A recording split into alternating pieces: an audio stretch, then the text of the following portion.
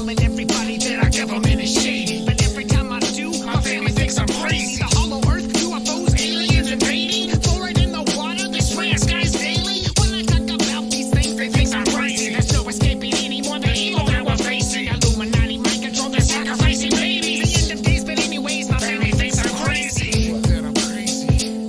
They really think that I'm crazy. They really think that I'm crazy. My family thinks that I'm crazy. Here we are back again on the My Family Thinks I'm Crazy podcast with a guest who's returning, long overdue, someone who, when I think about the early beginnings of this podcast, when I think about the first really close connections I made as a podcaster, the Innerverse podcast comes to mind. And of course, the host of the Innerverse podcast, Chance Garton, who's just been a wonderful peer of mine, friend, someone who I've podcasted with a lot in the past, not so much in the recent few years, but we're getting back together here for a reunion podcast, not only to talk about everything that's been going on in the world, but everything that's been going on with Innerverse and Inner World, which is your supporters, sort of members only side of the show. But without further ado, Chance, welcome back, brother. Happy to have you on the show. How are you? How have you been? Dude, I've just been wonderful. The thing I'd add to my introduction is I'm now officially Father Chance. Father Chance, congrats. That's been amazing. Loving the dad life. If I seem a little less sharp than usual, it may be because a lot of energy goes into this infant care thing. I mean, my wife does 90% of it, but then I got to pick up the slack of the things that she can't do. Not to complain. It's the best time of my life. And honestly, can't believe it's been as long as it's been since we got a pod in. Definitely not intentional. No slight to you, my friend. You're crushing it. And I'm excited that we get to have another collaboration. Yes. The reunion, long overdue, and you are Father Chance. It almost sounds like you're like right up there with Father Time and Father Math. Like Father Chance is such a strong title. I love it. We need to officialize that somehow.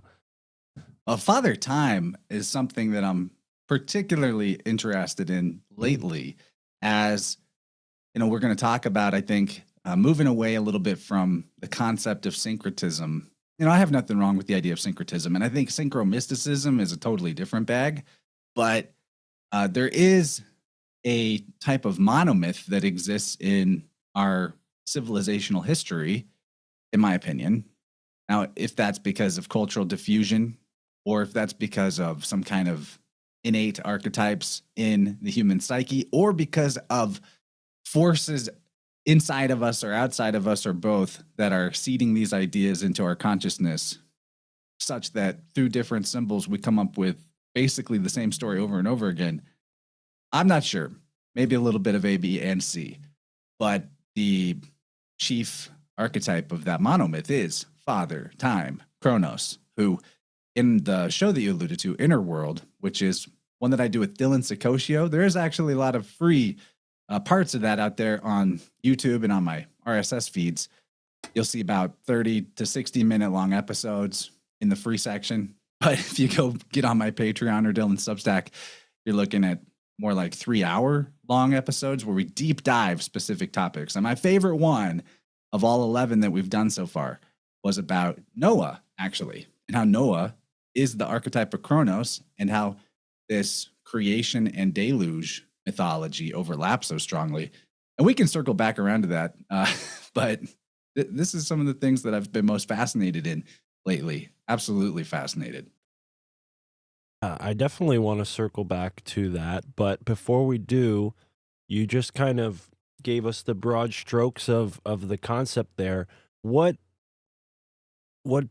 facilitated this shift from syncretism to centrism? Because the way I understand it, syncretism almost pulls certain threads and finds patterns in different cultures that maybe have no organic relationship other than, simultaneously existing. There's not a lot of cross-cultural pollination, so to speak, yet these separate cultures hit on similar themes, and then the syncretists come in and say, oh, see, it's all the same story, just being told different ways by different cultures. Is that kind of what syncretism is? Is that maybe a less nuanced way of understanding it? Yeah. So in the past, I'm definitely somebody that's been guilty of saying this thing here is that thing there. They're the same. And I'm not going to throw out that we can make these kind of connections between cultures. But where it all started for me, actually, in my spiritual journey in general, aside from the things that I was brought up with, raised Christian, started out in a Baptist church, fire and brimstone, very scary. I saw Zeitgeist, right? Who didn't see Zeitgeist back in 2006, 2007, whenever that was? I was a junior or senior in high school, and in that movie, the narrator goes on to describe about a dozen different solar deities and claims that they are all born on the 25th of December and this and that. And the way that was all thrown out in the Zeitgeist movie, it had a really damaging effect on me psychologically for quite a few years, which is that I went full atheist. I went, oh, well, this must all be a trick then. If they're all the same story claiming to be different things, and if Jesus is actually just a repackaging of this more ancient concept, must be all fake.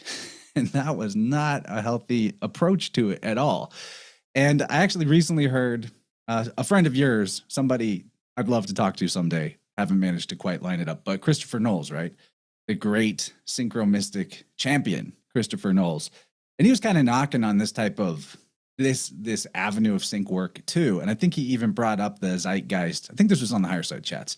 He even brought up the Zeitgeist paralleling,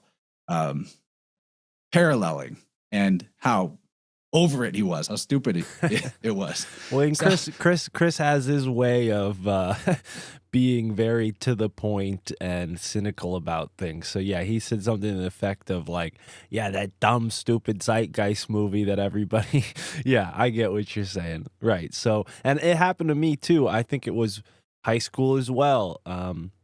A girl who sat next to me in math class that I had a crush on told me to watch the Zeitgeist, and it had a similar effect on me, but I was already like so in that realm. Like I was reading all the memes that were being posted by people who just watched the Zeitgeist film, and that was enough for me, right? Like I didn't even need to watch the film. I kind of just was already living through a lot of those ideas. But I agree with you. It is almost like a very limited hangout kind of spiritual concept, almost like the same way we talk about certain ideas in the ufology community as being limited hangout, where they give you just a piece of the truth, but then the rest of it's fantasy.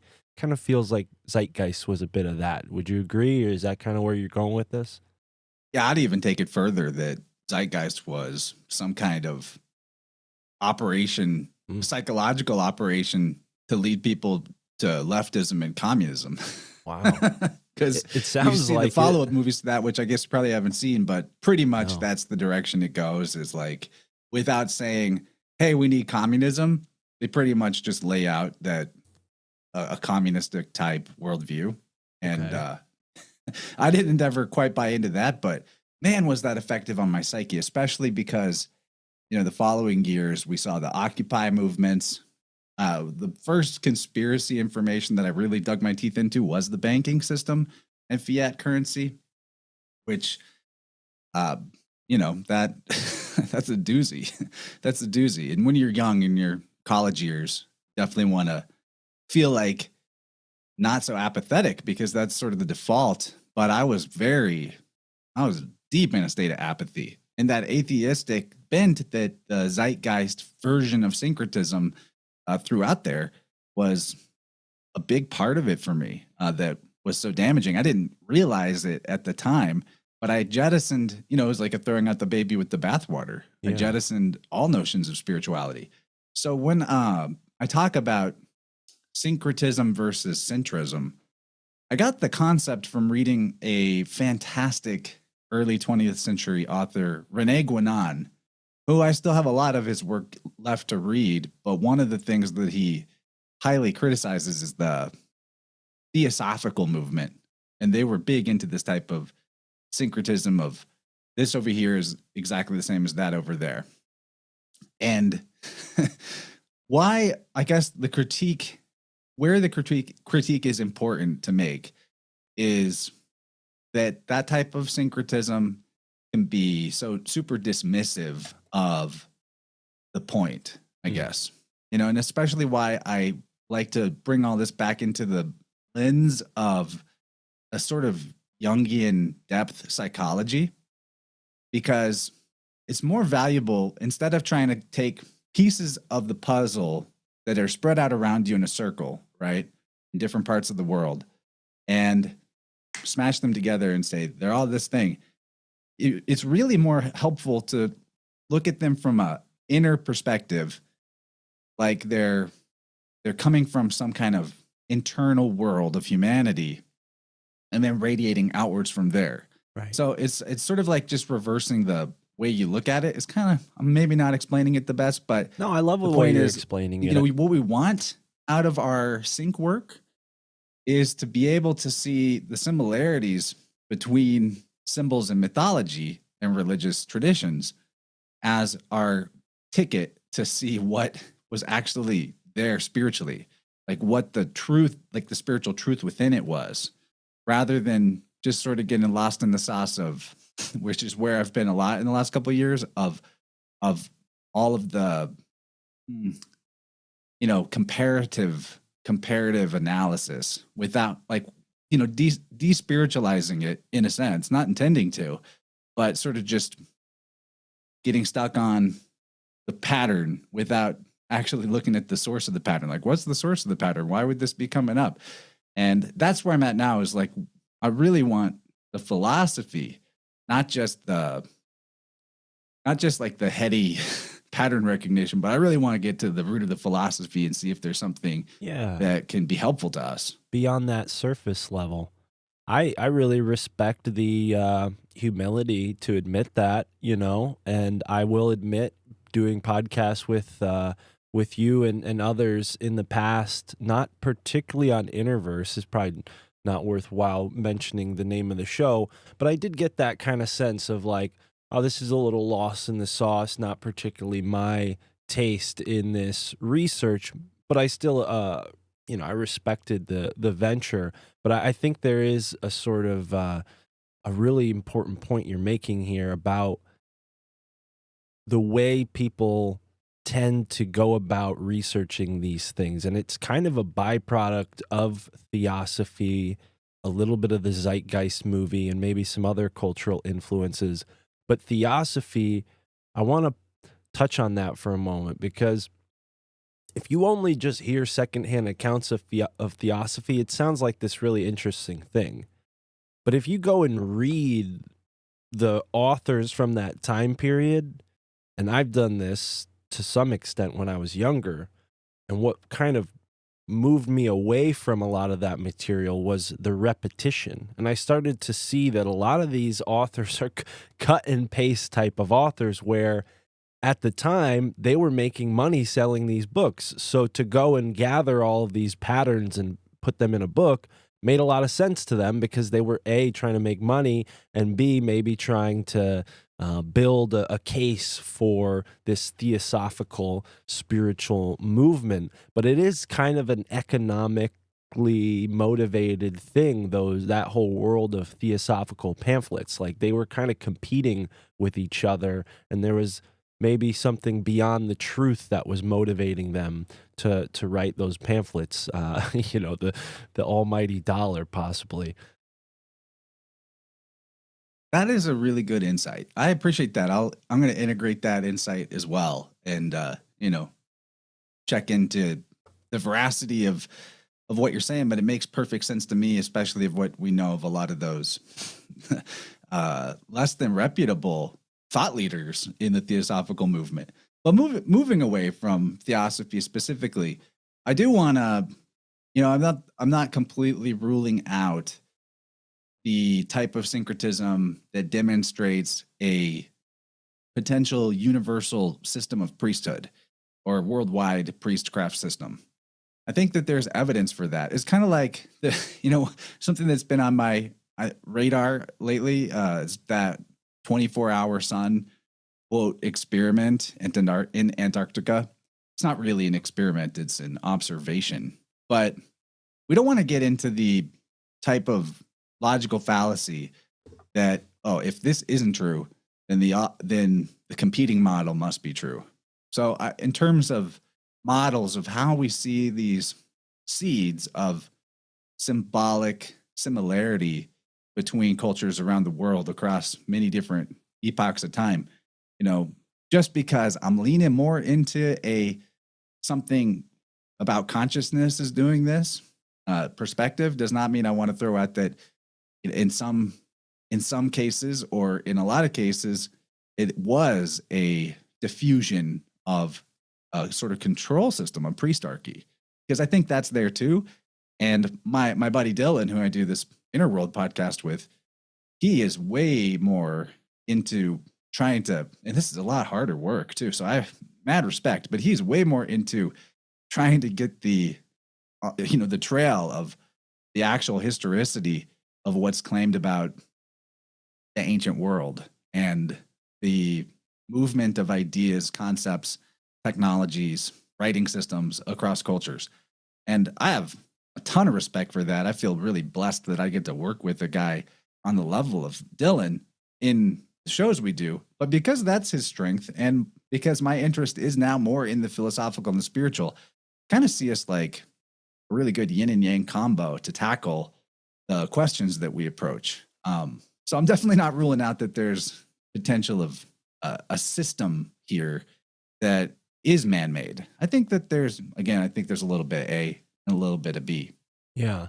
Well, and it's starting to become a little clearer to me, at least what you're saying, and that's kind of that there is a pattern, but that pattern, at the way it's presented in the Zeitgeist movie, almost is like disenchanting. It's like, hey, like here it's all fake, it's all just cookie cutter, man, don't pay attention to it. Whereas there is a pattern to it. You can maybe think of that in our modern terms and get caught up in, oh well, they're just copying each other, and maybe miss the point that they're not actually copying each other, but there is an archetype that changes based on what culture is talking about it, but it remains that archetype, right? There is this sort of human ultimate, I guess, right, that you guys are kind of tracing with this show. And Noah would be a good example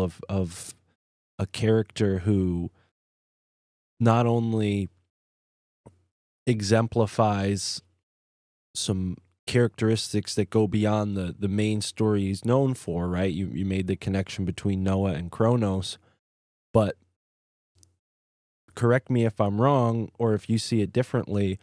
The flood story, this is a story that's kind of universal, right? So this is kind of going along the same lines of what the Zeitgeist suggests, but taking it in a different direction. There's a different implication here that, oh, it's not that there's one guy and everyone's just telling a different lie about him. What is it then? There's so much gravy in the comparison of Noah to Kronos. It's one of my favorite subjects. And then once you start to unravel that particular conspiracy cardigan, in the words of Greg Carlwood, you will notice that, oh, actually, Kronos is like secretly the guy who is behind almost all of these mythological heroes and fathers of many nations. It's pretty amazing. But about the flood, maybe before we get into this specifically, in it's much the same way as I'm describing wanting to hold both possibilities in my mind at the same time, the psychological and the historical, the cultural diffusion and the archetypal essence of these mythologies, holding both at the same time as possible influences. The flood myth is the same thing for me. And I lean more towards it being an astrological metaphor, to be honest, than a universal deluge. But, and there's plenty of evidence for that. But I also hold space for the possibility of an age of cataclysms and catastrophes, rather than maybe one big one, possibly multiple in different areas. Not sure. But one thing that adds to the weight of a possible age of cataclysms is the psychological trauma that is passed generationally throughout all of known human history. Michael Tessarion is one of my favorite philosophers of the modern age. And in his book, Dragon Mother, he talks about his theory that a previous age of catastrophes took mankind from living in this sense of protection and support with nature in the abundance of a type of hunter-gatherer existence where all needs are met, provided for, and humanity felt relatively safe and secure on Earth, to all of a sudden seeing nature as adversarial, seeing life as, kind of the zero-sum game that people are still playing out today. And that the trauma of this age of cataclysms is actually reverberated from mother to child throughout the generations without being resolved in any significant sense other than by a relative few individuals who've done it for themselves throughout the ages. And as you explore, his reasoning for that belief, it's very sound. And then you haven't even brought up, but my other gig is I'm a biofield tuner. So I work with people's energy bodies, balancing off balance energy that has everything to do with memory and repression. And absolutely, there are the echoes of ancestral trauma in everybody. I try to stick within the framework of the person's own life, but sometimes we have to, and one of the best examples was I worked with this lady, this is a while back, but one of my favorite examples, I worked with this New Zealander woman. She was really lovely. We actually had 3 sessions, I think. And the first one, she comes to me because she's having this acute tachycardia, which is that her heart will just start racing very uncomfortably. And she wanted to get to the bottom of it because it just come out of nowhere. She'd been otherwise quite healthy her whole life. And as we start to explore in her energy field, I find this information in her energy field that suggests to me a grandparent. It was, I don't remember if it was it was definitely the maternal, pretty sure it was the maternal grandmother, right?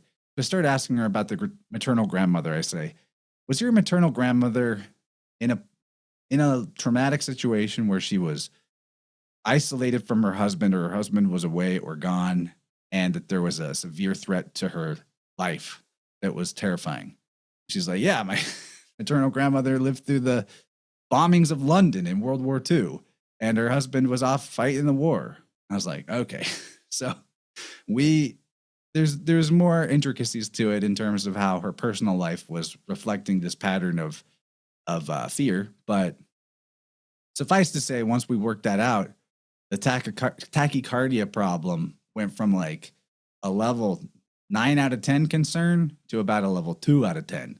And then in another session or two, we were able to find a few other patterns, including actually for her another sort of ancestral generational situation, which is not even that common for me to run into, and resolve the issue completely. So my point being, there is strong evidence when you look at how unbalanced society is at large to say, like, it's like, why? I get it that there's always going to be strife and struggle in the world, but like, why is it so messed up? It's like it's beyond what it needs to be for the simple needs of our souls, hero's journey, struggle, and growth. You know what I mean? It's like really out of whack. And I think that strongly supports the possibility of an age of catastrophes or a deluge or something. But back to what I said at first, there's all the reason in the world to think that it's astrological metaphor. maybe the astrological encoding of that comes from an actual deluge. I don't know, but that's kind of my setup for. I'm holding both ideas in my mind. I'm not trying to claim I know one way or the other. Yeah, that's a great place to be. I agree with that. And we had Bibu Dev Misra on the show a while ago talking about the Kali Yuga cycle. And I think there's something to that, particularly when you mention the astrological influence and how, the constellations, they're moving in a sort of cycle with us, right? There's different, I want to believe we're leaving the Kali Yuga right after my birthday in yeah. March. I want to believe. Well, yeah, that's what he suggests is March 2025 in particular. Thank you for reminding me. And yeah, what that means, who knows? But apparently we have already, if we're exiting the Kali Yuga, then we've already been through this sort of the brunt of it, I think. But I think there's also allegedly a period of cleansing by fire, which the Greeks called ekpyrosis, and on the opposite end of the cycle would have been the whatever the Greek word for deluge is, right? So it's like yin and yang, essentially. You have at one end of the cycle a fire destruction, and another end of the cycle a water destruction, and they even each other out. So yeah, I mean, if we just went through the water destruction, so many years ago, and we've been carrying that with us, and through this fire cataclysm that we're about to go through, as a biofield tuner, I imagine you are on the front lines as far as someone who might be able to help people with that trauma. Is that kind of a correct way to think of biofield tuning? Like you're kind of getting in there and helping someone reorganize the different things going on in their energy field that could lead to disease and other problems. Absolutely. So in terms of collective trauma, like say lockdowns, back in 2020, these things actually leave an imprint in most people's energy field. And an example for that would be a guy I was just working with who started having involuntary muscle spasms and twitching in 2020. And why that would happen to him and not somebody else has to do with his overall psychological conditioning in the negative sense throughout his life regarding feeling that other people controlled his life. And you see, the basic premise of all psychosomatic healing is that your body is in your mind, not the other way around. So when it comes to looking at symptoms, you got to look at them as symbols. And that's very, very helpful, especially to resolving them. And in this gentleman's case, it was the fact was that he felt so controlled by other people so often, or out of control of important things in his life, that his body reflected this by manifesting involuntary, out of his control movements. You see what I mean? It's like his body's moving outside of his control. Exact same thing as what he felt like was happening in his life. Now, different people are going to have different responses to potentially the same traumatic event. And when it comes to the actual healing and resolution of trauma, and why I think the modality, and I do, and those that are similar to it are so effective, is because it's not about finding out what happened or how it made you feel, or just going over every list of bad things that ever happened to you, like you might with a mainstream psychiatrist, and just beating that dead horse over and over again. It's actually very simple. You just need to know how the trauma affected your behavior, the sense of your personality, who you think you are, what you think life is, your expectations about yourself and your life, and how that trauma formed those expectations or that belief of your personality. If you can connect A to B and realize, oh, I act like this because of this experience or these similar experiences that have happened repeatedly, that's really the big healing moment, the epiphany. Because then every time you go to repeat the behavior that maybe you don't like, you're never going to forget, like, oh, wait, I just did this as an adaptation to these childhood traumas. That means that it has nothing to do with my innate self, who I really am. Whereas the traumatized person, it's a fear response. So they behave as if they have no other choice, or this is just who I am, or I can't change it. So that's, the simple nutshell of what the modality is all about. What makes it so powerful is we can go through and find the instances of particular patterning and most prominent instances of it. And maybe we just need 2 or 3 data points of memory that we can pull out of their energy field to establish, like, hey, here it is when you're 19, here it is when you're 25, here it is when you're 36. Same exact symbolic situation. And they'll be like, oh my gosh, I didn't realize that this was happening over and over again. And actually, I can think of 3 or 4 other times that this type of situation has occurred. And that's the resonance of expectations. That's the resonance of what you believe life to be, repeating itself. And in a Jungian sense, it's your inner world boomeranging out back at you from the outer world. So I wanted to comment on Babu Dev Misra. And if you hear my baby, then just congratulate me that we have a sweet crying baby girl. I like his work. I'm not knocking the guy. I think that in terms of researching the Hindu priesthood and their system of the yugas and those cycles, he's done a great job with that research. All I'll point out is, having looked at many different cultures, versions of world age cycles, and that's actually what the Noah story is all about, is the world ages doctrine. And the Bible is too, secretly. The one thing that the priesthoods of Earth have been consistent about when it comes to making predictions with cycles is that they're wrong, and they change their mind about what the length of times of the cycles are to try to fit to historical events as they are aware of them. And so it's always changing. Does the Savior incarnate every 600 years or 650 years or 608 years or 1,000 years? It depends on who you ask and when. And so that's how I look at the yugas. It's kind of the same as, like, what I consider pop culture Gnosticism, the demiurge, the fallen world, the prison planet, .tv.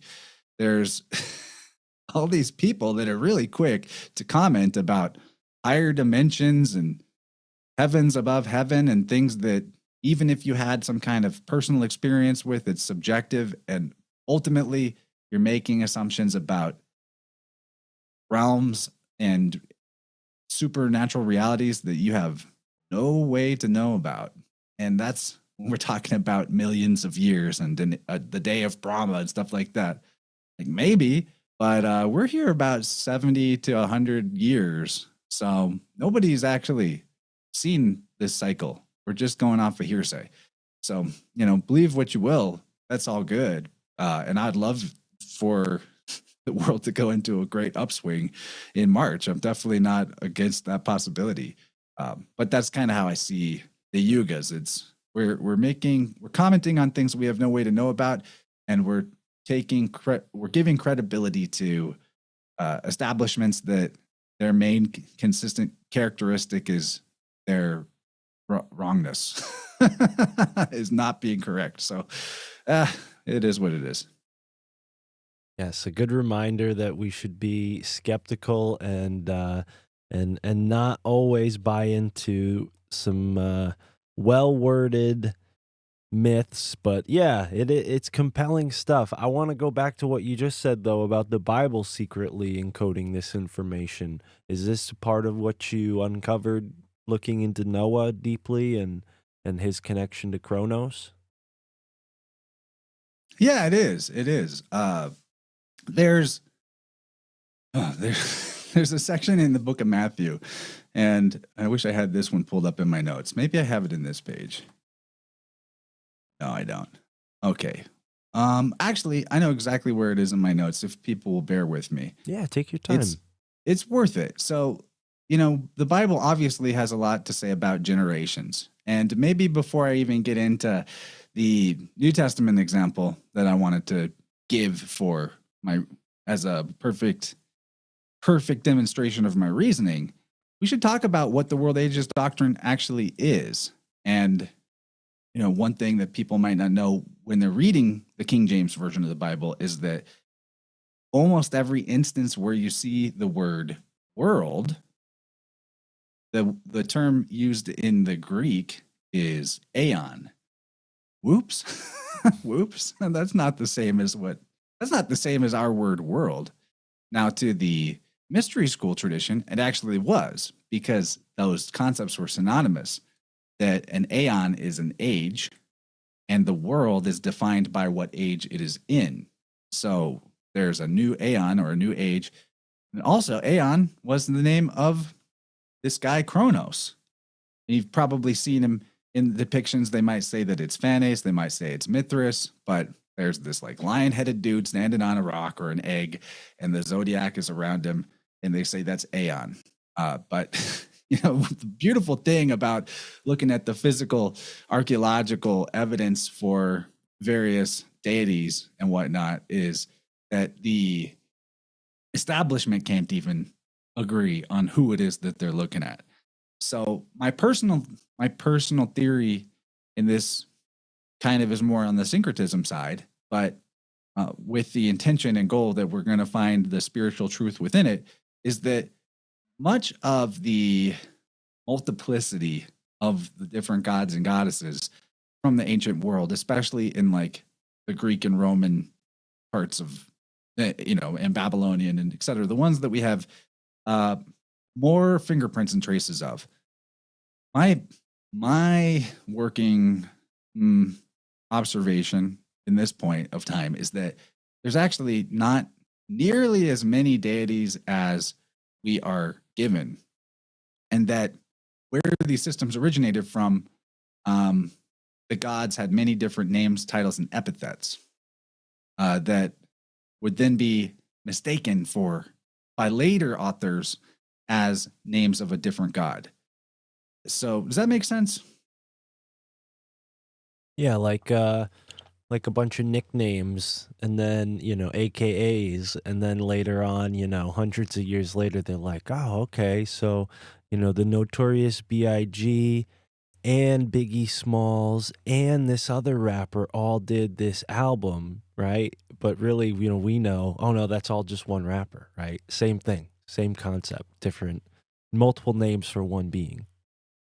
Yeah, and there was also points linguistically where adjectives didn't work the same way, or they didn't even exist in the language the way that we use them. And so you'll see you'll see a deity or a hero described as the son of the north wind, or the son of the sun, or the son of God, etc. And in terms of language tropes from the ancient world, often, if you're going back far enough, what that actually was is their way of saying that they're like the thing. Saying something was the son of a thing was saying that it's like that thing. And man, does that throw us for a loop in our modern world. We're like, literally, it says he's literally the son of Boreas, the north wind. So, but we're really in a rough position trying to interpret the meaning from the ancients at all. So it's a fun puzzle to get into, and that's why hopefully maybe in this conversation we can also talk a little bit about philology and the philological lockpick of letter swapping. Yeah, tell me about that, because you mentioned that before we started recording, and it seems like it's key to how we are to better understand all of this material we've been left with. And some people have sort of haphazardly translated it into maybe a misunderstanding, and philology might help us get a better understanding, right? Absolutely. So one thing that's been fun for me is in the last 2 years, I became an uncle, and now I've become a father. And other people who have children, Congrats. who listen to us talk about philology and things on my podcasts have brought to my attention the ways in which their children do these type of letter swaps naturally. And it's great. It's great if you have that perspective of seeing it in real time. Like a perfect example is the ancient Greeks would often interchange the letters B and P. And then later on, they just threw out the beta. And I mean, the letter beta still existed, but it just made the sound of a V. So that's a perfect one to start on. That the letter B can also become P, can also become V. So if you ever hear like a toddler, which I've literally heard toddlers do this, you ask them if did you do a poo-poo? And they'll say, boo-boo. They do that. It's like, and you think about one way to understand these letter swaps is just think about what your mouth and your lips are doing.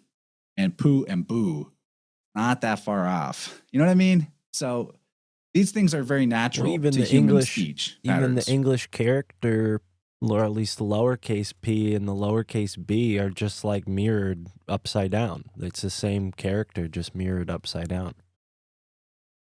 Exactly. And so when we know this, I mean, this adds a lot of context to looking at the names of different deities. Right. For an example, where's this guy from? I mean, there's different versions of this name. I think it's a Chaldean deity, Belus. And Belus is a type of Kronos figure and a wisdom imparting cosmocrator who, if you do that letter swap, it becomes Pallas or Pallas, which is the name of the Greek goddess of wisdom, right? And so looking at that from a sort of syncretic view, you have the story of Belus being that, first of all, he slays a mother of monsters type deity. It was named like Omorica, which is odd. And he cuts her in half and makes the heavens and the earth out of, the two halves of her body. The next thing that Belus does is to cut off his own head, which is wild. And then from the blood of that, it's the other deities create humanity. And that's said to be why humanity takes part in the nature of the gods and the ability for wisdom. And so one of the things about this that's so awesome is when you know about this story of Belus, the Chaldean story of the beginning of our current incarnation of the cosmos, the symbol of the head that is also where the human race is coming from becomes like a dual symbol with the cosmic egg, because the division or opening of the cosmic egg is the beginning of the cosmos, while the opening or the division of the head from the body of Belus is the creation of the cosmos in this other version. And so we now can sort of put them in the same category. Okay, symbolic head and egg are similar symbols. And going further with this, Noah's Ark itself is one of the symbols that fits into this category. It's the thing that opens, that begins the new world. The current age began when Noah's Ark opened and humanity reemerged, right? Similar deal of goddesses that give birth to the cosmos in some way. So the goddess, the ark, the egg, the head. And doesn't that just add a bunch of context to the symbolism of severed heads, like the head of John the Baptist for the Templars that they were allegedly using for fecundity rituals? Well, what does a severed head have to do with fecundity? Or the oracular properties of these severed heads, like Mimir in the Norse mythology. And again, the head of John the Baptist it had oracular properties. And where does the goddess of wisdom, Pallas, Athena, Belus, Pallas, where does she come from? Do you know this one? No. She springs from Jupiter's head. Wow. She's born out of his head. Well, and what is the head of government or the governing body typically held in the palace, right? Which is the name of this being, Belus, palace, right? Fecundity, a word I've heard yet do not understand. I thought you were talking about the oracle, but then when you mentioned the oracular nature of these decapitated heads, I said, well, maybe I don't know what fecundity means. So It's a good word. It means producing or capable of producing an abundance of offspring or new growth. In other words, it's fertile. Okay, Fecund. so that because you're familiar with something that I've been kind of obsessed with, which is the whole skull and bones cult in New Haven, and one of the Yeah, my birthday's 3/22. right. We've talked about this, and yeah, it's a whole fascinating saga down there in New Haven with Geronimo's head, and now that you put it in these terms of fecundity, I'm like, huh, maybe they are taking the head of the indigenous peoples, the First Nations, so to speak, that were fighting against them in this war, the United States versus Mexico, very much part of that were the Native Americans and Geronimo. So by taking his head and bringing it back to New England, is that a way of like taking that energy and fertilizing New Haven with it, right? I mean, it's really fascinating to think about that in that way. You're Wow. you're seeing the point behind it, possibly. It's Yeah. about, and especially when you consider that this Belus figure from the Chaldean myth was the first guy, the first being. So the first peoples, you're taking the head from the first peoples. It's like definitely a replay of that. But then going further into like, well, what's the philosophy here? What's the inner meaning? What's the centrist meaning here? Well, it's all in your head, man. Like the whole universe is in your mind. There is no universe to exist without consciousness to observe it. Your body is in your head rather than the other way around. And even this, you can see this in the Bible, where in Genesis 1:1, it says, in the beginning, right? In English, in the beginning, God created. Well, it's not really what it says. In the Hebrew, it says the first word is barashit, which has a lot of compound words in there, but the first letters are bet resh, which is like a word that means to form, create, or form. It's usually translated as bra, but as you know, they do not have vowels in Hebrew, so it's claimed to have been pronounced barashit, but it's bra, ras. The next word is ras. Well, ras means both head and wisdom in Hebrew, and also in ancient Etruscan. So right there, the first word is by wisdom or formed through the head. So out of God's head or through God's wisdom, you could say, except it doesn't say God. It doesn't say Yad-He Vav-He or Adonai, which is the most common name given to God in the Hebrew of the Old Testament, Adonai, which is that's the Phoenician sun deity. Oops, Adonis. It actually says Alaim, which most people think is Elohim, but it's a feminine termination in the Hebrew, meaning goddesses plural. So from formed through the head, goddesses plural, the cosmos.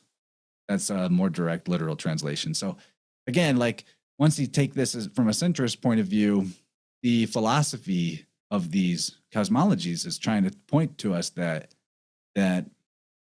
it's a mental, it's like a hermetic principle of mentalism.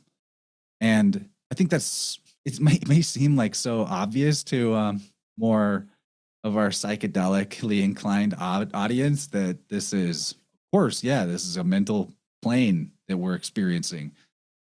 And the mental is the primary attribute, right?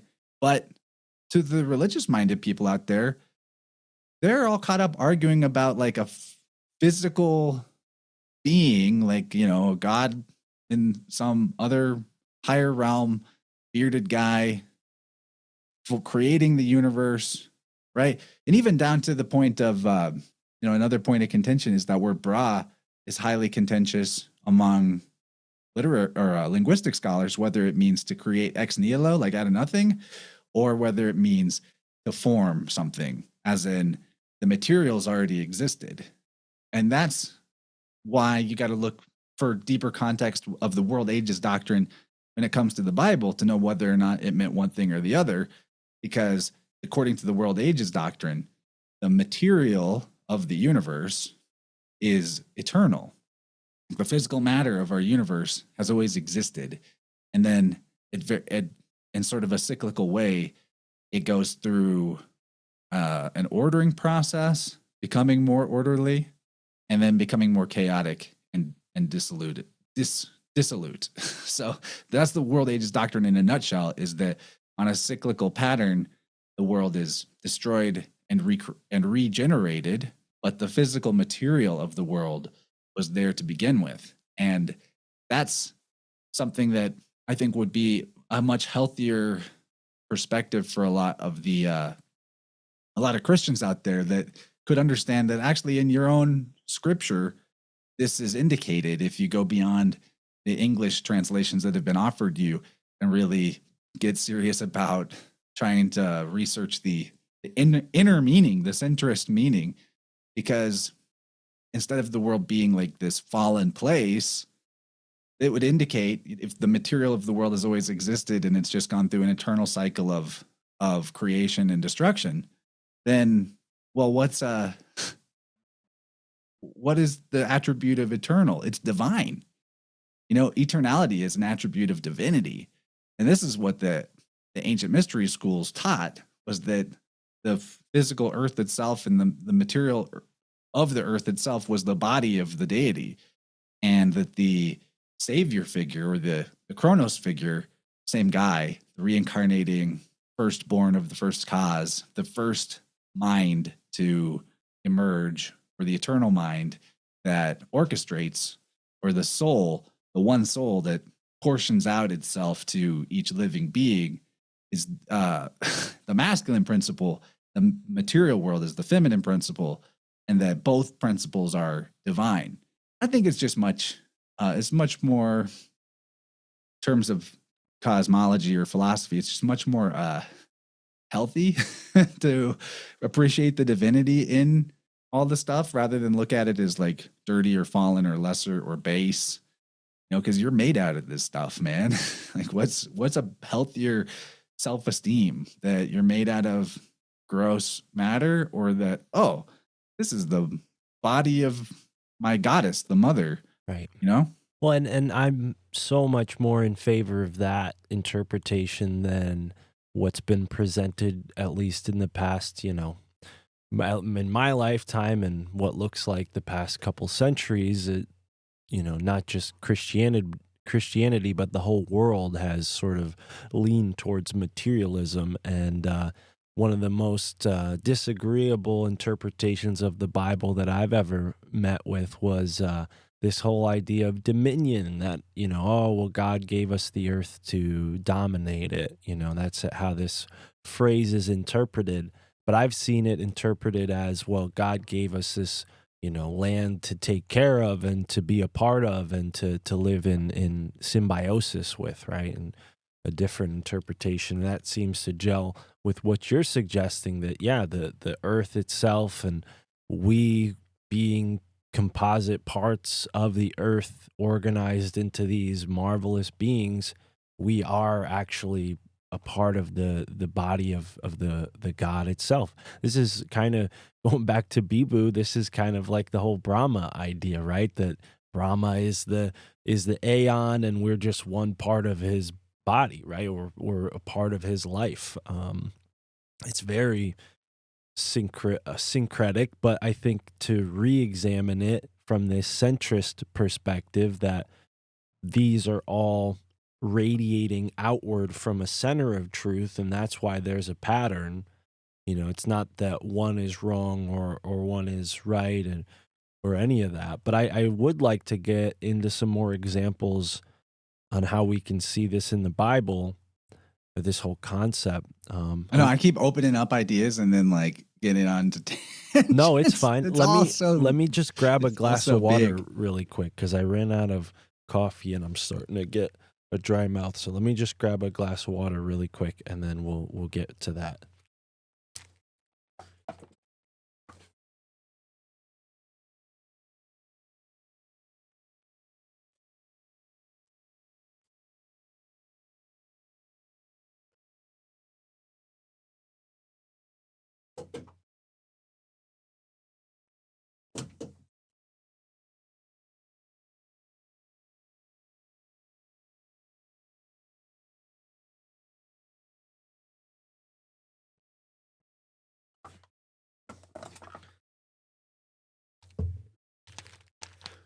I need to go back to the spring and fill up my jug. I'm running low. I'm on the spring water too. Yeah? Although I don't go directly, there's a service that brings it.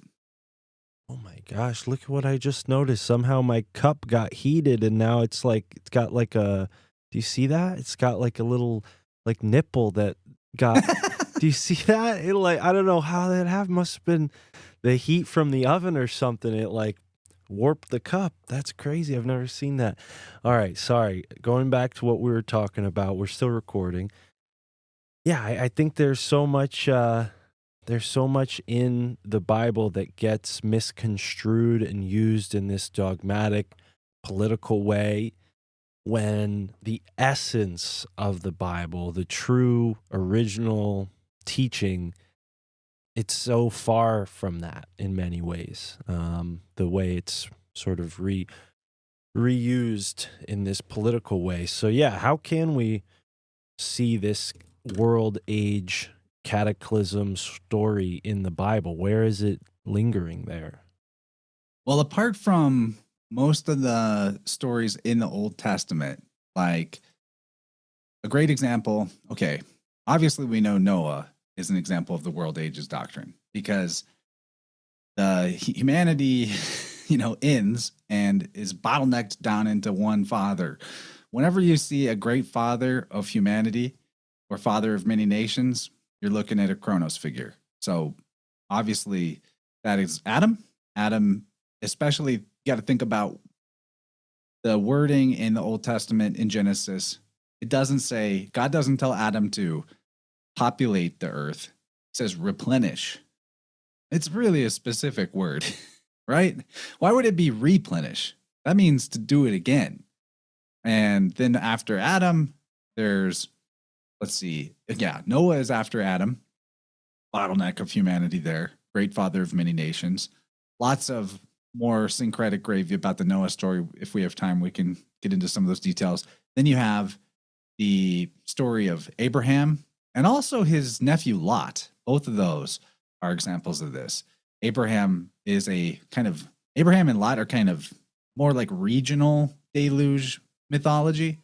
But the story of Lot, for people that aren't familiar, is that he was the one righteous man in Sodom or Gomorrah. He was in Sodom, but the two cities, Sodom and Gomorrah, pyroclastus, destroyed by fire. And as an intercessor or mediator figure, that these incarnations of the Son of God or the Savior tend to be, Abraham actually prays to God to intercede for the destruction of Sodom and Gomorrah. God's like, unless there's 50 righteous men in those cities, I'm destroying it. And Abraham's like, well, what if there's 45? Would you really destroy it for 45? And God's like, if there's 45, then I'll save it. And Abraham's like, but what if there's 40? Would you do it? Would you still do it if there was 40? And God's like, okay. If there's 40, then I'll save it. And then Abraham's like, but 35 though? With like, you'd really destroy it and it goes on. Like, it's kind of funny. But anyway, God ends up Yahweh Adonai destroys the cities of Sodom and Gomorrah, and Lot and his family or his daughters leave. His wife gets turned into a pillar of salt, very much like the Orpheus myth when he's trying to bring his beloved out of the underworld. And then Lot ends up in a cave. This is the cave of Brahm. This is the enclosure, right? It's the egg or the ark. It's an enclosure that they go in to ride out the destruction. And actually in that destruction, there's flooding described too, not just the fire. And while while it's in there, his daughters are like, well, our father is the last man on earth, so we gotta repopulate. So let's get him drunk and seduce him. And that's another attribute of the, like the drunkenness is another attribute that's attributed to Noah, to Bacchus, to a lot of these same figures. That's a fun overlap, is that Noah was the giver of the knowledge of winemaking and the vine. That's one of the ways he's syncretized with Bacchus, actually.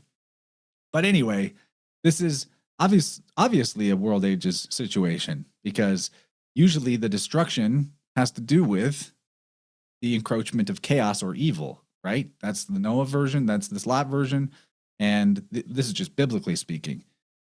That's the book of Revelations, if we skip to the end of the Bible.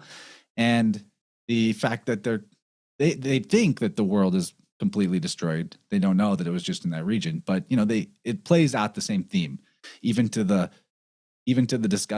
disgusting incest situation with his daughters. Anyway, going beyond that, Abraham being the father of many nations is sort of a microcosmic example. And then let's just jump up to the book of Matthew.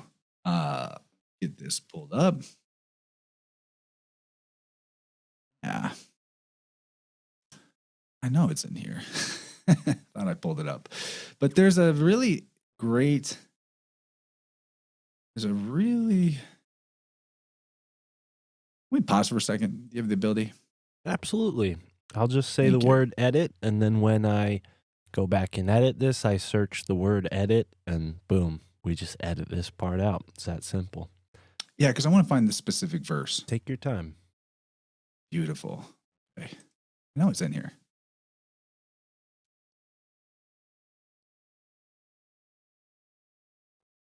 It is interesting, the point about Noah being drunk, and I forget where it came up. I think it was my conversation with Dr. Amen Hillman, the infamous and boy. controversial, where he very much focused on that, and he focuses on the sordid parts of what people don't want to talk about with the Bible. Whether that's true or not is a debate in itself. I don't really feel like I should participate in, but yeah, it is strange when you hear those stories, like, and some people are like, oh, well, it's just, that's just a myth. It's the way there's an allegory there. They're not actually implying that, Noah was, this sort of incestuous father.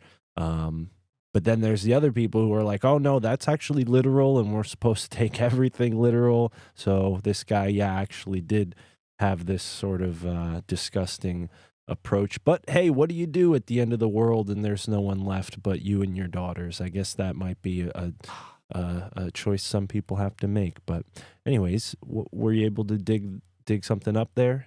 I found it. Yeah, I found it. Cool. Okay, here we go. Yes, this is it. I'm ready. Take it away. So in the generations of the Old Testament described in Matthew chapter 1, verse 17, it says, so all the generations from Abraham to David are 14 generations. And from David until the carrying away into Babylon are 14 generations. And from the carrying away into Babylon unto Christ are 14 generations. And one of my favorite authors, Godfrey Higgins, author of Anacalypsis from the early 19th century, he gives a good explanation for why we see the repetition of 14 in these generations to Christ. He says, surely nothing can have a more mythological appearance than this. We must not forget that the Bible says the age of man is 70 years, by which we have already seen that the sum of 72 years is almost uniformly meant. Why is Higgins saying that? And why do we assume 72 when we see 70?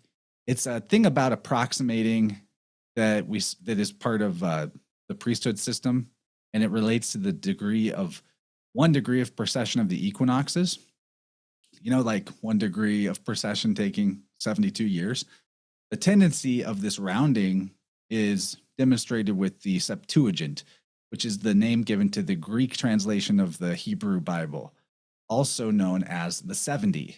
They call it the 70. It's called the 70, but it was said to have been translated by 72 Hebrew translators. But it's called the 70 because of the number of translators. The point being, this is something that there's precedent for. And in reference to these groupings of 14 in the biblical genealogy of Matthew 1:17, Higgins continues to say, these 3 series of generations make 42, which multiplied by the processional number, which is really about 71.5, equals 3003. If we add 14 more generations before Abraham to the 42, it equals 56. So we shall have 71.5 times 56 equals 4004. This is the correct Orthodox chronological period. Orthodox meaning this is the amount of time that the priests of the Orthodox Christianity say period of time was. And if we add then in the same manner 28 to have 2 more series, making 84 times 42 times 2 times 71.5, we shall have 6 series for the 6,000 years, which completes the mythos. What is he talking about? Why is this 6,000 important? It's all about the year 6,000, actually. In the classical Jewish sources, the Hebrew year 6,000 marks the latest time for the initiation of the Messianic age. The Talmud, the Midrash, and Zohar specifically say that that's the date by which the Messiah will appear, 6,000 years from the creation. Now, the belief that the 7th millennium will correspond to the Messianic age is founded on a universalized application of the concept of the Sabbath or Shabbat. In Psalm 90, verse 4, one of God's days is believed to correspond to 1,000 years of normal human existence. Just as in the Bible, God created the world in 6 days of work and sanctified the 7th day as a day of rest, it is believed that 6 millennia of normal life will be followed by 1 millennium of rest. And that sanctified day of rest and peace, the 7th day of the week, representing a joyful time of being satisfied with completion of your labors of the previous 6 days. In the same sense, the Jewish tradition says that the 7th millennium will correspond to a universal day of rest and peace, or completeness of the work performed in the previous 6 millennia. So this relates to the millennial reign of Christ idea that people are kind of into right now in the conspiracy sphere. The 1,000-year day of God, like one day for God is 1,000 years here. That's very similar to the ideas of Hinduism, a day of Brahma, although that's longer in the Hindu system. It's the same idea. The time moves differently. And they calculate this also in patterns of 14, the Manvantaras, they're called, each one lasting 71 yuga cycles. My point being, in the biblical chronology, they're still using these same sacred numbers, the 14, the 70, 71, 72, somewhere in there. And back to Godfrey Higgins, he explains why in his quote that I just read was he adding additional generations to the 42 in the Matthew account of Jesus's genealogy. And this required him to quote the Roman mythological historian known as Nimrod, who says, as to the Manichaean romance legends, Manichaeans were the first to name Jesus Christ, the succession of the great Abad, Bauda, or Abaddon from the bottomless pit, that's Buddha, and the 13 Abads implies the 13 generations of Solimans, or theranthropic rulers from Adam to Nimrod. Let me translate that. He's referring to incarnations of the Savior, because each of these cycles of 1,000 in this particular version of the system are marked by the incarnation of a divine being, or the Son of God, or God himself made man. So the great Abad or Buddha and the 13 make 14. And this makes up the correct number to complete the mythos, as it is evident from Nimrod that the Manichaeans made it out. Besides, it appears that the reckoning by periods of 14s is exactly in character with gospel history. The author of the Cambridge Key has made an observation which shows, in a very striking manner, the universal nature of the mythos, where he says, I may observe that of the first 14 dynasties of Manathon, 7 are without names, and that in the first 14 dynasties of every other nation, the same omission is observable. The Hebrews only gave the names of Adam and the 6 princes in the race of Seth, Adam's son, who reigned in succession. The Hindus and Chinese give the first created and the 6 princes in the same line. The Chaldeans, those in the race of Cain, and each of these nations omits the names in the other race, that is, the names by which they were known as sovereigns. The Old Chronicle, which treats of Upper Egypt, gives the dynasties, or more properly, reigns, complete, making Noah the 14th. So this might have been a little hard to follow, but essentially, they're trying to account for, and I think I think that this is correct. There was a series of 14 generations before Abraham that's not named in Matthew, like it's implied. It's esoteric, if you will. So what we're seeing here is that the Bible is describing the world age doctrine in the way that it's genealogically listing via sets of 14. And the world is destroyed and regenerated on this cycle of 6,000 with a new incarnation of Adam or Noah or Jesus, same guy, spiritually speaking, their reincarnation occurring at these points periodically. The rate of the incarnations differs depending on the cult and the time period. But, in the Bible, I think otherwise, without this kind of lens, why would they be giving this very specific information of the generations in these sets of 14? So hopefully that kind of shows the evidence that I'm trying to get at in as concise a way as possible, with as a specific example as possible, why the world ages doctrine is implicit in the Bible if you can read between the lines. So and of course, the millennial reign of Christ in Revelation, like the world is destroyed and remade, right? But he gets a new body. What does that mean? It means that all of the people that lived are going to live again.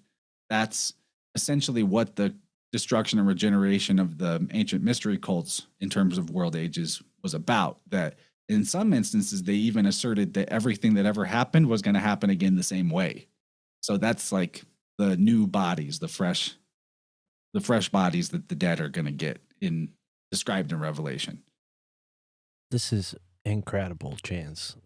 I'm glad that we're talking about this, and it fits into some of the ideas that have been batting around on the show in the past few months. But I did some short math after going to Shabbat.org and seeing that the year 2024 is on the Jewish calendar, the Hebrew calendar, the year 5,785, which means we're only 215 years away from this 6,000 year point, which would be in our year of 2,239, which just so happens to have that 322 number backwards in there, 2239. I mean, look at that. What are the odds?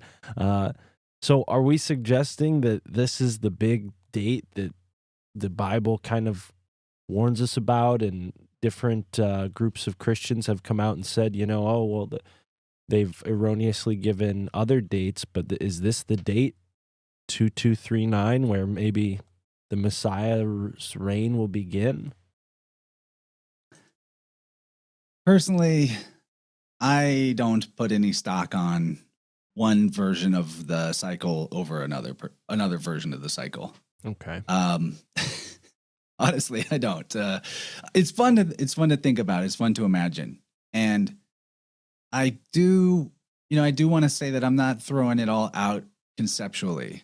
I really like the concept of the world itself as an egg, the cosmic egg idea, because part of this thing is the microcosm, macrocosm, as above, so below concept, that just as the Savior is born as a man, and then like in the Hindu tradition, they have Manu, who is the Adam figure, and he reincarnates at every destruction regeneration point, gets on a boat and survives a deluge or a destruction. And he,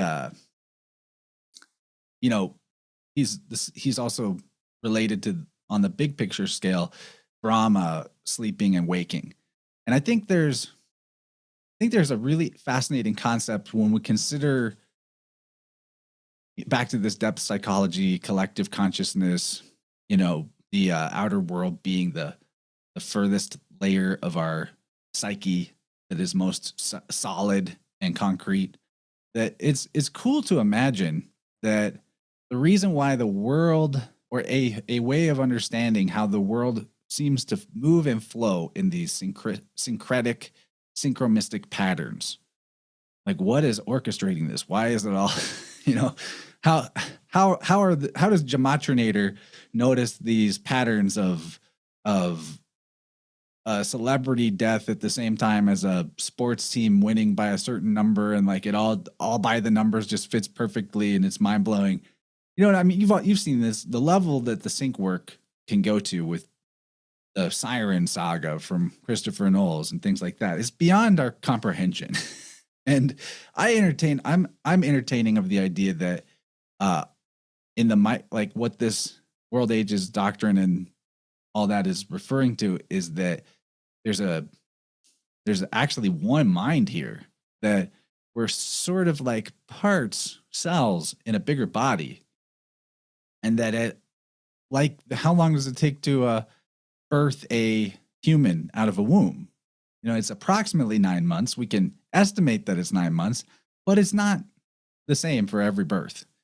So if what this whole system is trying to point to is that at a certain interval of time, the womb that we call Earth and life in this world gives birth to a divine being that is a fractal order of magnitude, dimension of scale up from our birth in this smaller world, then, and like, what would that mean for our smaller world? What does it mean for the cells in the body of the cells that comprise the body of a fetal baby? When they come out of that womb and into the world that they're emerging into, well, it means like a big burst of growth and energy, and there's a flood.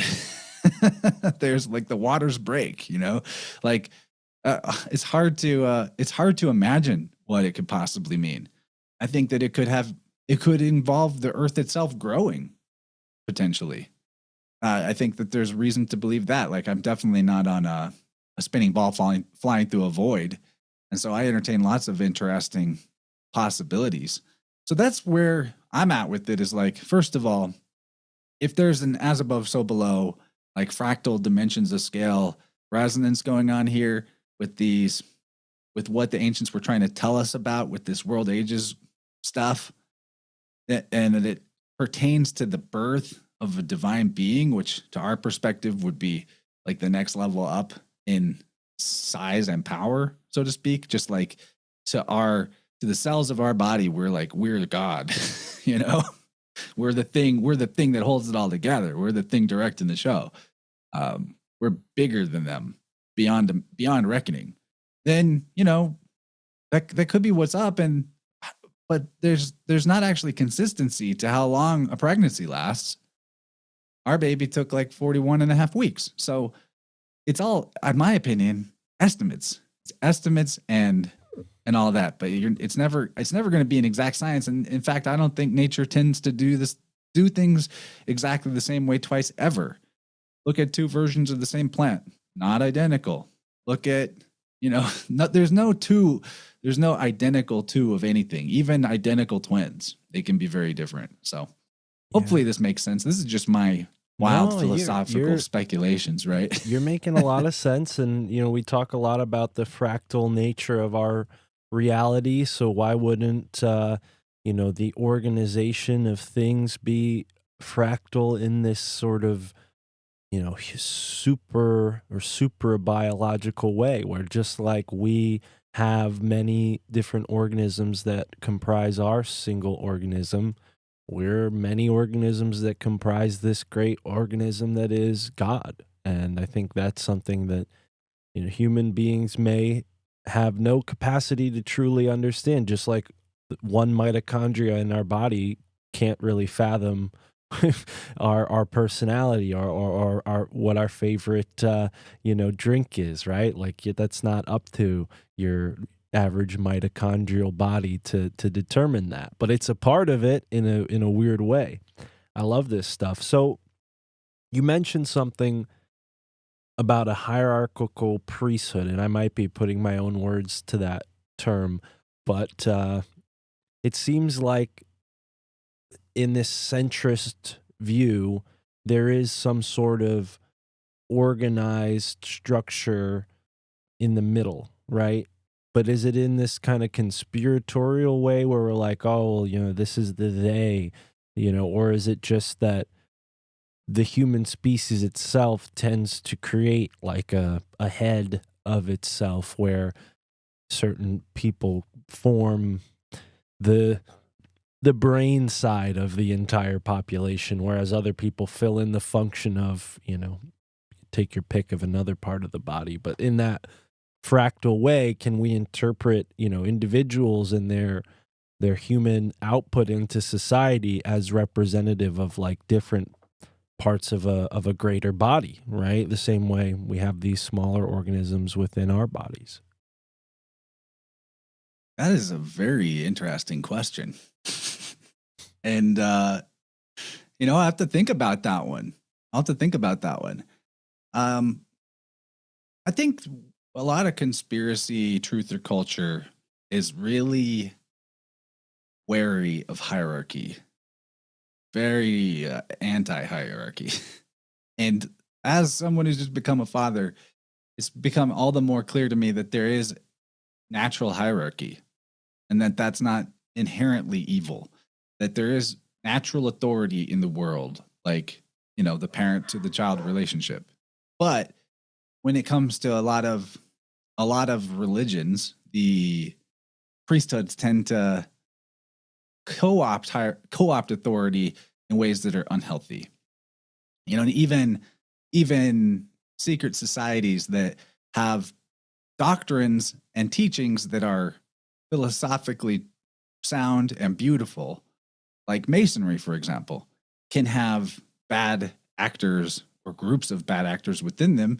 They use the knowledge differential for negative purposes, right?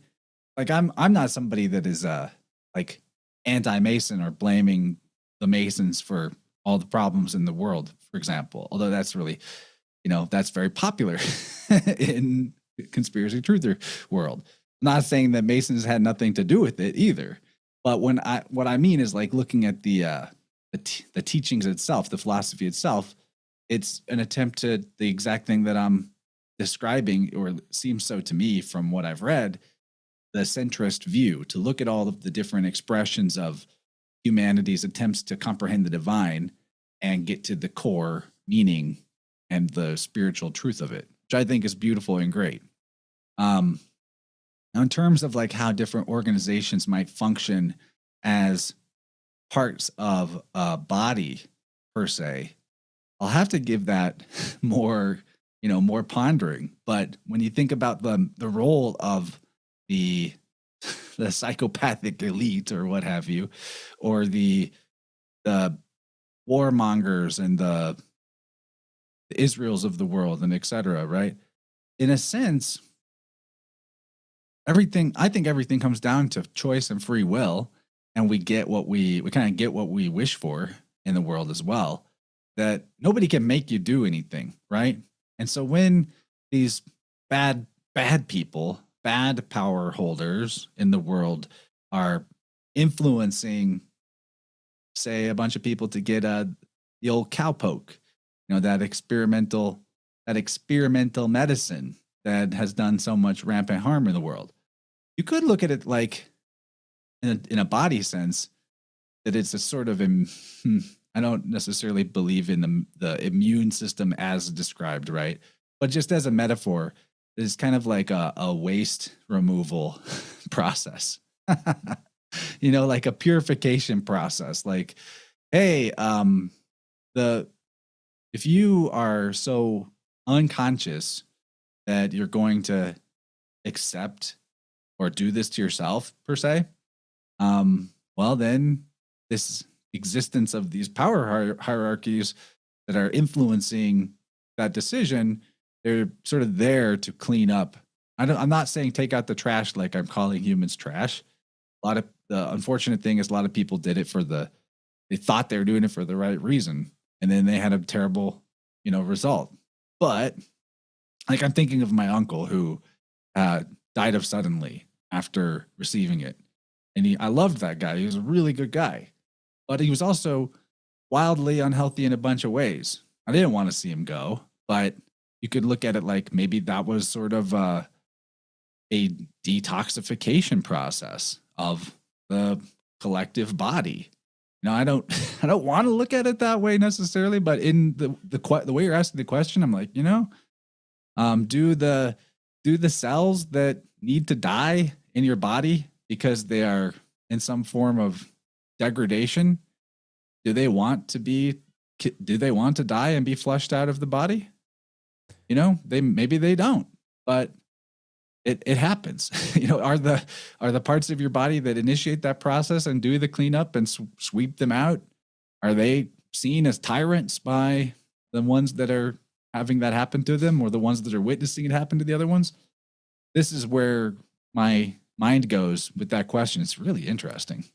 Yeah, no, it's brilliant. I like that. And I think we come to that point on this show often. Sometimes I'll use the analogy of just the ecosystem of the natural world. And, we don't think of lions as evil for, doing the things that they do to survive. But if you film them and watch, all the gory, bloody details and only saw it for that, you might start to think that lions are just this brutal, awful creature. Or if you're a human being living alongside of lions and they come and attack you, yeah, you're going to think, wow, these beasts are terrible. I don't want any part of living alongside of them. I'm going to kill them, right? Because it's you versus them. So, but then from that zoomed out perspective, sitting on the safety of your couch, you're like, no, don't kill the lions. They're so beautiful, right? So there is this very interesting way of looking at it, and we tend to think of the elites as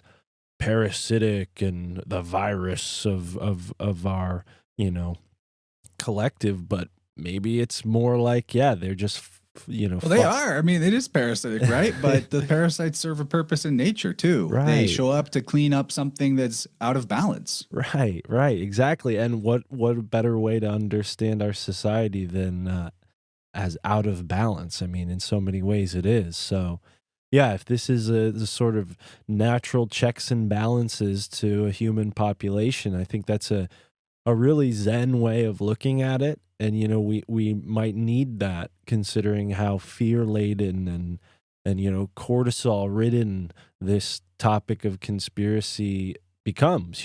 So many people just get like amped up. And I was talking to Michael Hoffman about this, and he kind of made this point recently too, while he was on the Higher Side Chats.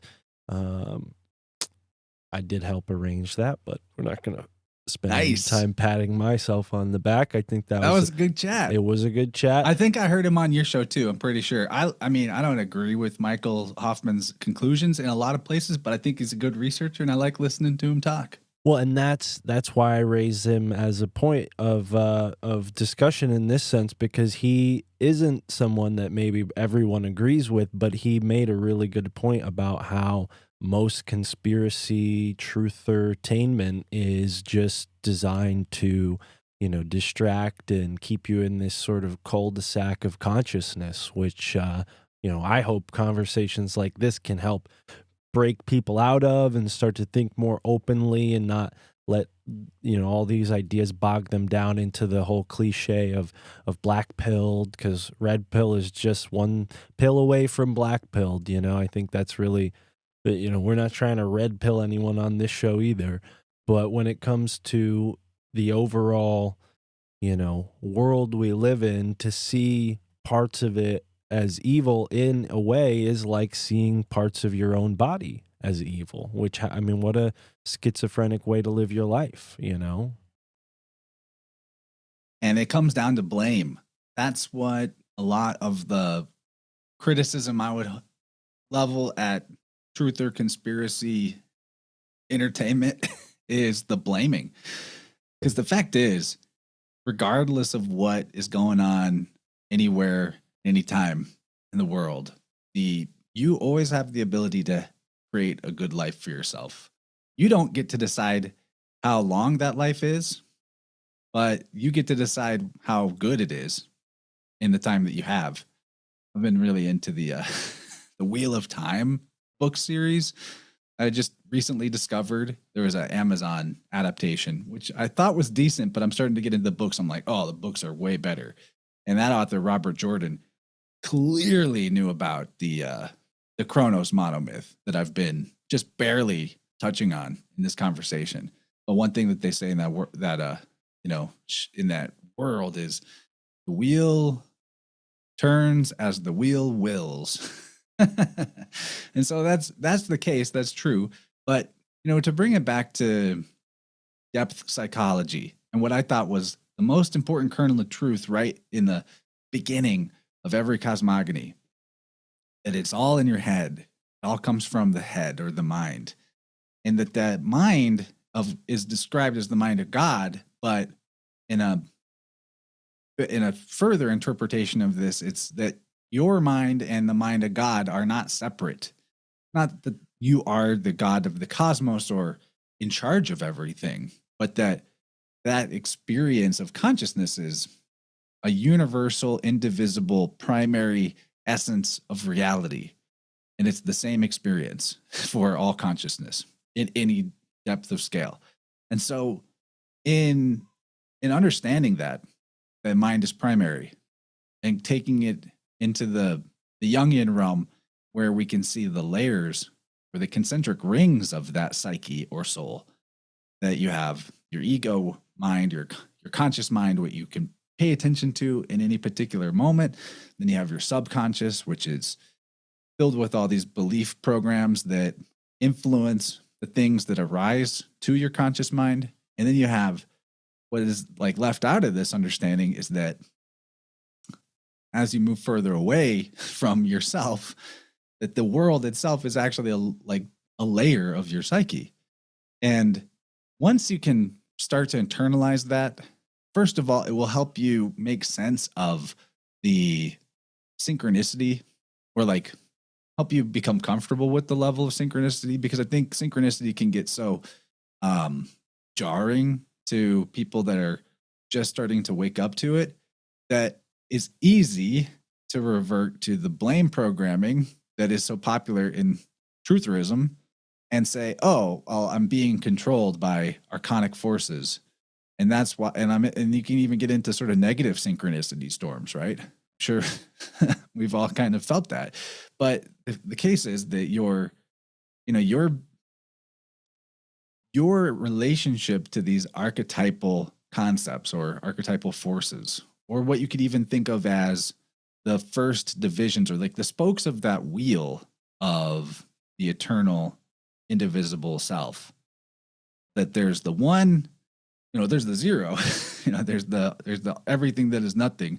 And then there's the one, which is the firstborn of the first cause, or the trunk of the tree of life. This would be Jesus, Mithras, Horus, right? Just go on down the list of all of the savior, sons of God figures. And then there's big branches off of that tree.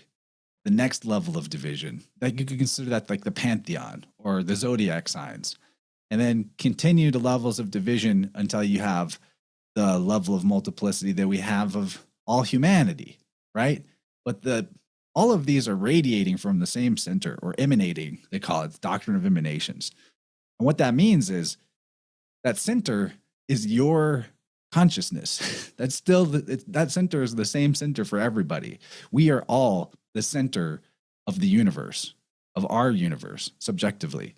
And so all these archetypal divisions emanate from our center, which means that our beliefs, it's really a conversation. Our conversation with these archetypal forces is not a one-way street. We are not controlled by these archons, as they're called. They are as much dependent on our view of them as we are on their influence on us. And that's something that, again, like to go back to biofield tuning, can be a big part of the experience of tuning, because the way that we experience these archonic archetypal forces is most commonly through our friends and family. And maybe you guys have experienced this example I'm going to give, but like you decide to move on in life, like decide to leave your job or kind of stop hanging around with a certain friend group, and you move into a new place and you meet new people, you get new coworkers, you find a new friend group, and you realize like, hey, this guy is a lot like my old friend, this guy, but he's a better version of him or he's a worse version of him. It depends on like, are you better or are you worse? When this first came up to me, like I really noticed it was a very specific time where I had a close friend from back in high school who really didn't believe in me becoming a podcaster when I was first starting out. He really gave me a hard time about it. And I kind of stopped associating with him because I didn't want that energy of doubt towards my dream. And as I moved away from that friendship and kind of let it go, it wasn't but like a week or two later that a listener, and this was the first time it had ever happened because I was really early in my journey, a listener reached out to me, and he was unusually tall, the same unusually tall height as my previous friend that I'd let go of. Their names were similar, and he showed me a lot of support, and he became my friend for a while. So my point being that like the archetypal energy, I let it go for the sake of wanting a better version of it, sort of, you could say. And it comes back to me in a better version. So everything that we let go of in terms of our rigid view and perspective on it allows that force or energy the freedom to come back to us in a transformed way. And depending on whether or not we are holding a better level of energetic coherence, the amount of charge that we can hold in our battery is a good way to put it, our electrical capacity, determines how dissonant or harmonic that return of that force is into our life. And so consider that with the idea of the elite and the system and the government. I think it's really important that while we can be realistic about the problems we see with those things and definitely not dependent on them to be our saviors, if we can let go of the belief that it's strictly like the government is slavery, full stop, Mark Passio, whom I used to really like. You know, I really learned a lot about mind control and stuff from Mark Passio, not knocking it. But in my opinion, if we can let go of some of the rigid perspectives we've developed towards these forces that we see as negative and archonic in our life, maybe it's possible, especially if we do it for ourselves, if we make ourselves better and improve our lives and are better to the people in our lives, the best of our ability, maybe, just maybe, some of these forces that we've seen as rigidly evil and bad could start to undergo some transformative effect. Because when you think about like government and societal systems, technically all that infrastructure could be awesome. Like it could work really great. It's just not working right now because people in those positions are so corrupt and whatnot. And maybe there does need to be some structural change and all that. But, I'm not trying to sell like hopium that is going to fix itself. But my point is hopefully that you're understanding that the degree to which these external rigid systems of negativity exist as dominators and bad influencers in our world is directly related to the degree in which we lead ourselves astray in our personal life.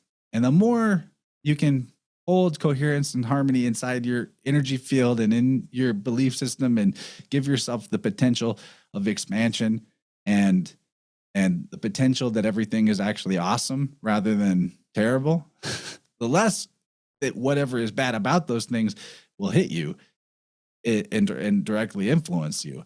And maybe even will open up the potential for them to shift in positive ways. I know I might sound way too hippy-dippy right now to some people, but I think that this is the case. No, I agree with you. And I've experienced that in ways in my own life too. You know, you grow and the people around you grow with you. And yeah, it's something that I think a lot of people have experienced, and whether they've taken time to reflect on it or not, now could be the moment that they do and say, oh yeah, wow, that has happened to me.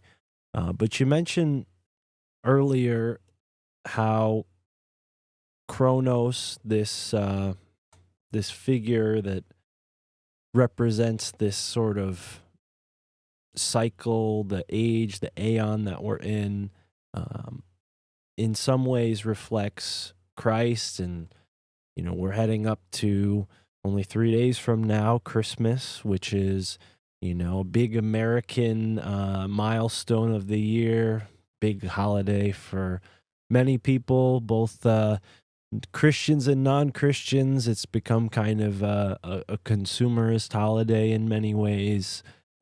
Kind of takes over December, whether you're, you know, a Christian or not.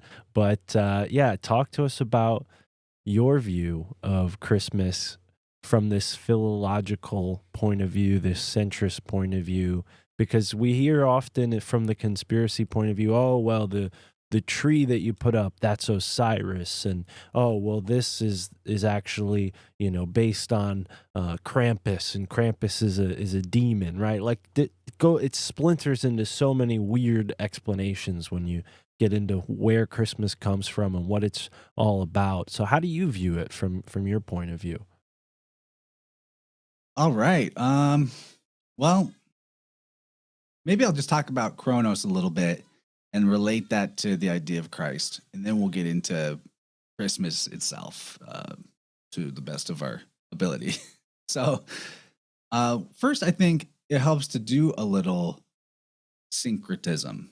All right. So we've already identified how Noah and Bacchus have these correspondences. In fact, a lot of the philosophers of earlier eras directly correspond Noah with Bacchus. And the Roman title of that deity was Dionysus or Dionysus. All right. That's Dio, which is God, and Nous or Nous. Nous means mind. That's Nous, or it's spelled in the Roman, it's NYS. But if you understand that Y is a Greek upsilon, then you get the word nous, which is the Greek word for mind. Now that's basically, it begins and ends with the consonants N and S. And in philology, one of the plausible swaps in terms of consonants is S with H, or S with, and this happens by way of, there's different ways it happens, but primary way that it can happen is by way of S and C. And the letter, you know what I mean? Like the letter C can also function as a S, and it can also function more like a K. If you get kind of a throaty H or a throaty Hebrew hey, then it's kind of like a C. And so this is where I'm coming from. And in fact, I'm definitely not the only person to assert this. A lot of way more learned philologists than me have said that the Hebrew nun hey, which is how Noah is spelled, is the same as the word nous.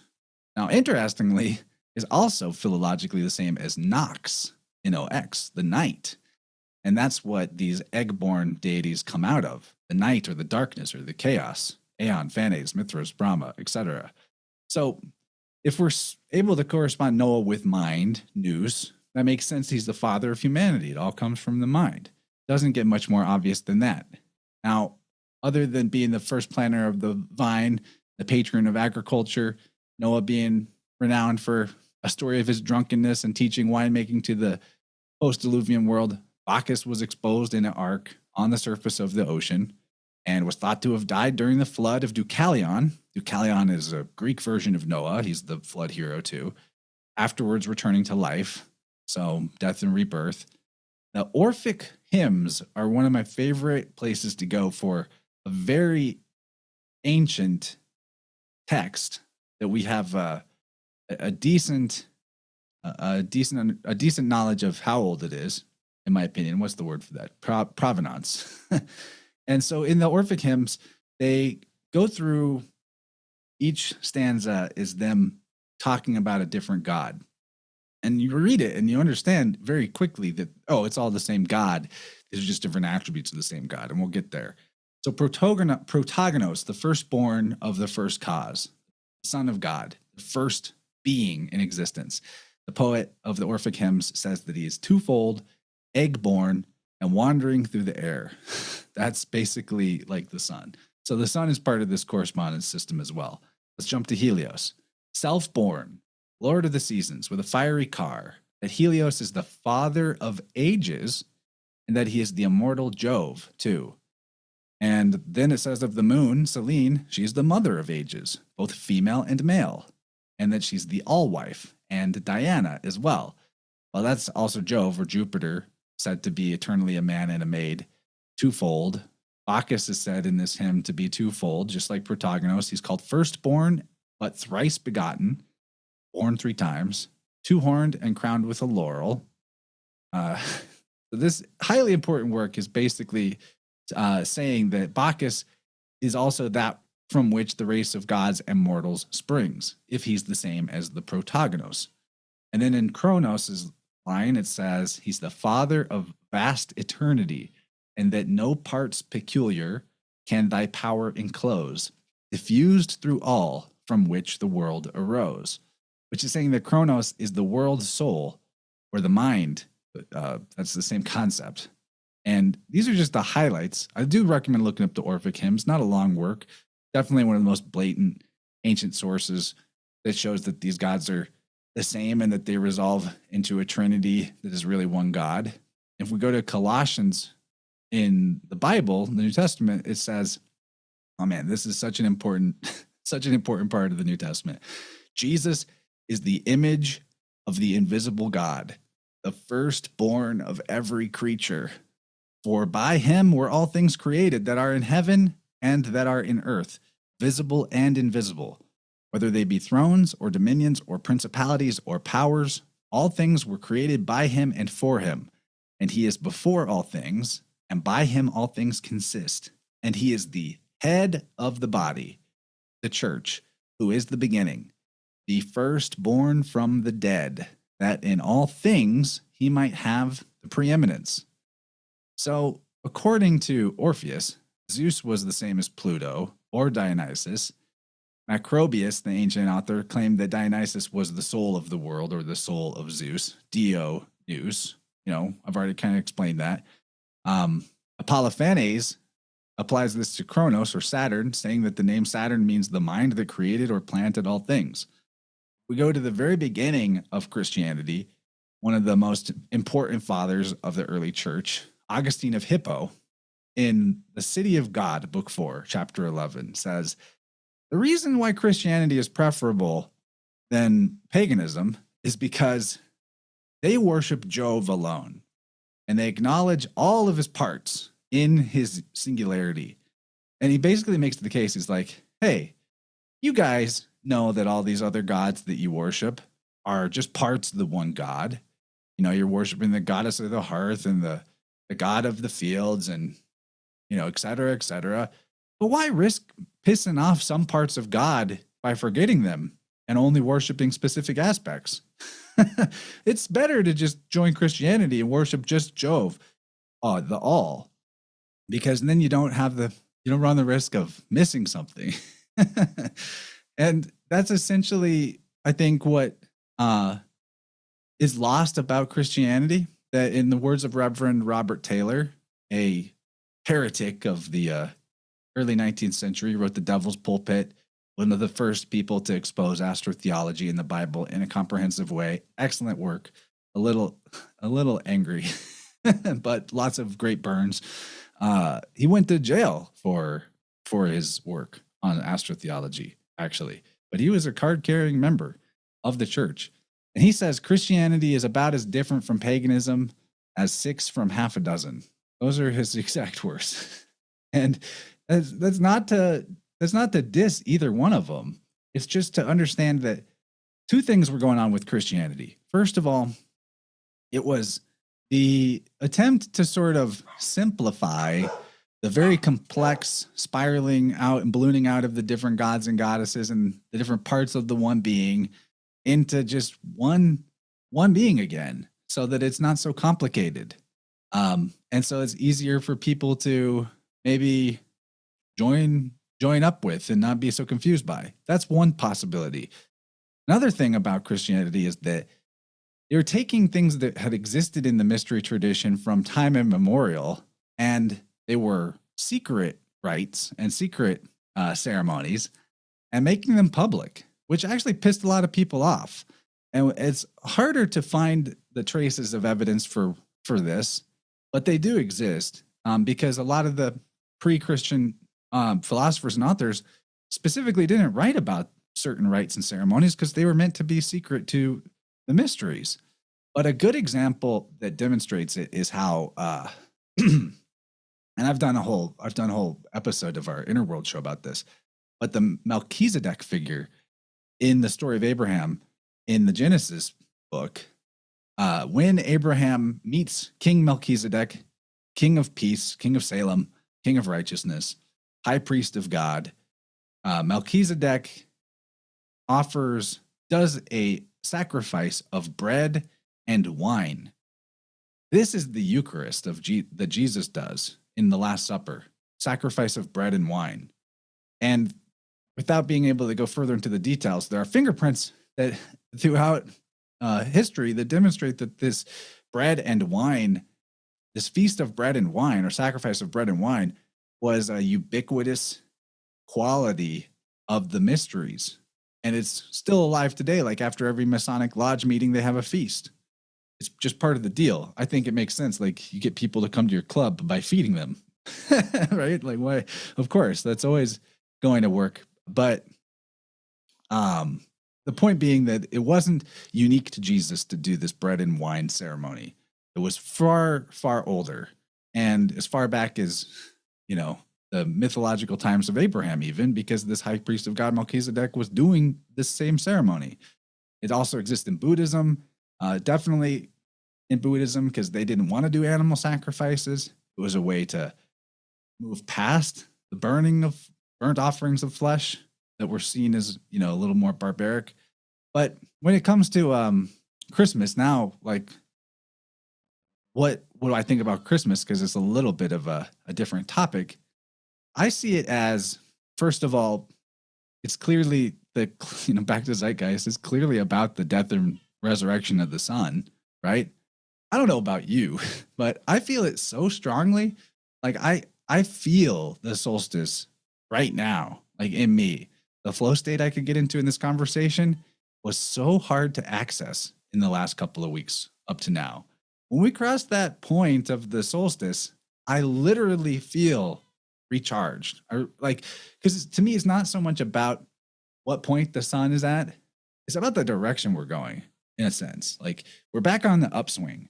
That's why I love the idea of maybe the Kali Yuga is ending and we're going to be on a ascending cycle. That would be great. I love it. But there's a lot more you could talk about. The polar tradition related to Christmas, the tree being representative of Tree of Life or Mount Meru or the Sacred Center, the North Pole, et cetera, et cetera. Go see my friend Mario at Symbolic Studies for comprehensive decodes of that symbolism.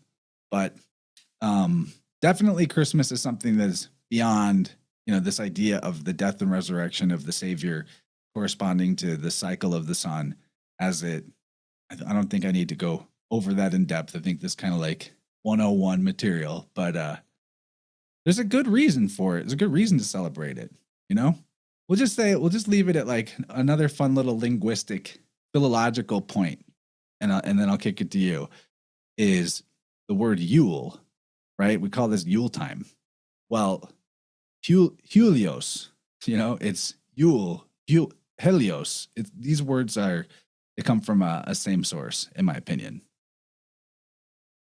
Brilliant stuff, Chance. I appreciate you breaking it all down philologically for us. And I think this is a good time of the year to be grateful for what you have.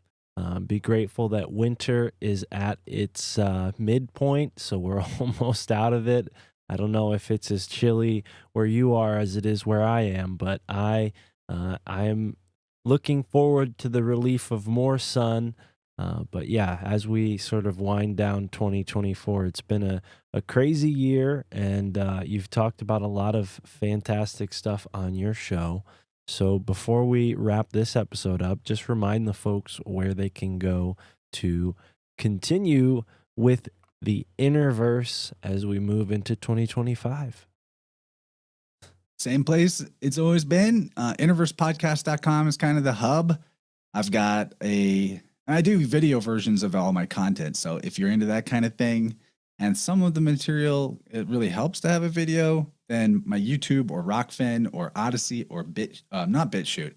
I stopped using BitChute. It's got stuff, but it hasn't been updated for a while. It's like kind of crappy interface. But Rumble, my Rumble's doing great. Those are all places you can go.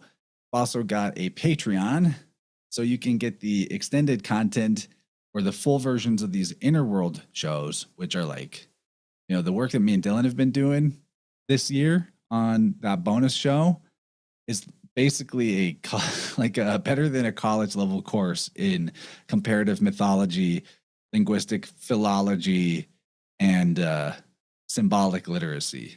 I cannot talk that up enough. If you enjoyed the stuff I was describing about Noah and Kronos being similar, or if you were baffled by it, go find those episodes where we talk about it.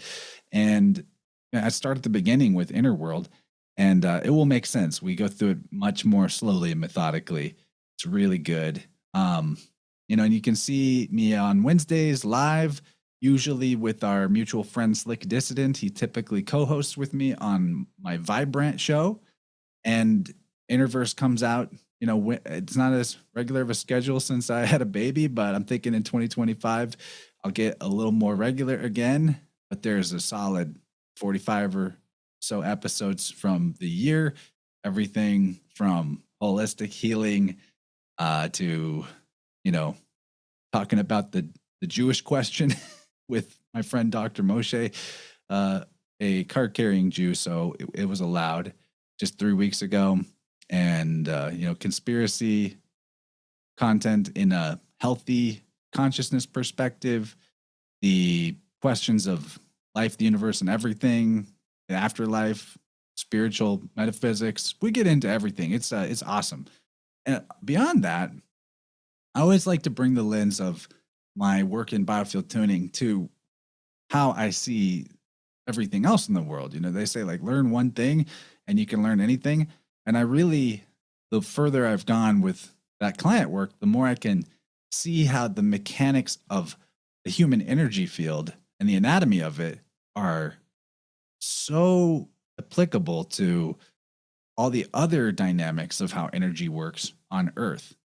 And if that's something you're curious about, I've done my best to make it accessible to learn about the anatomy of your aura or your energy field, how memory, emotion, and repression work in context to the effects on your health. I think back in the day, you and I had a more in-depth conversation about that on My Family Thinks I'm Crazy. But learn more at my website, innerversepodcast.com/sound-healing. And if you scroll down, I've got all the information about what type of experiences and correspondences to the body happen at what parts of your energy field and related to what kind of emotions and beliefs. And I've got some videos on it. I've got slides up on that page. Really, I think the resources I provide there, if you were motivated like I was, you could learn how to do what I do for yourself without even taking a class. And that's what I ultimately want, to share this human birthright of how our energy and mind work to either support or diminish our health. And not just our health, but our experience of life, our positive or negative level of synchronicity between our inner and outer world, how stuck or how fluid we feel, So you can get on that page, the Sound Healing page. It's under the Get Tuned tab on my website. Learn a lot for free. Or if you want to get with a specialist like myself, you can always get on my schedule for a session, and it can be life-changing. The potentials are dramatic. Like one guy I had recently, we just had our second session, he didn't need his reading glasses anymore after our first session. That was just after the first one. Like, he was no longer nearsighted. So Wow. these are the things that are possible are mind blowing. Nothing is guaranteed, but we can sometimes really get to the bottom of some of the causes of a health problem and shift it rapidly. So I appreciate your time, Mark, for the patience with me, because we had to reschedule this like 38 times because of both of us had different reasons. Yeah, but no big deal. you're so chill. Like, I knew it was all good. I didn't even worry about it, but I just want to thank you for being a great, gracious host, such a good improv yes and guy, and you do awesome work. I tune into your show every now and again when I see a guest that I really want to hear you riff with, and no, just keep doing what you're doing. I love you, brother. Thank you. Thank you, brother. Appreciate it. And yeah, same to you. And God bless your endeavors, especially with the growing family and the little one. I know you're probably got to get back to them as soon as we wrap this conversation up, and rightly so. They need your tender love and care, especially now. So yeah, I think this is awesome, man. Great conversation.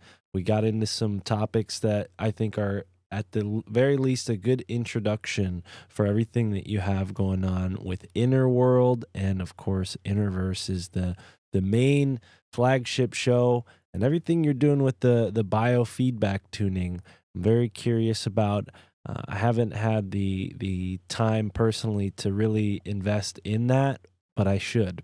So you might be hearing from me about that in the new year. But until then, ladies and gentlemen, follow up with Chance in the episode description. All of his links will be there. And until next episode, immerse yourself in the moment wherever you are in the now.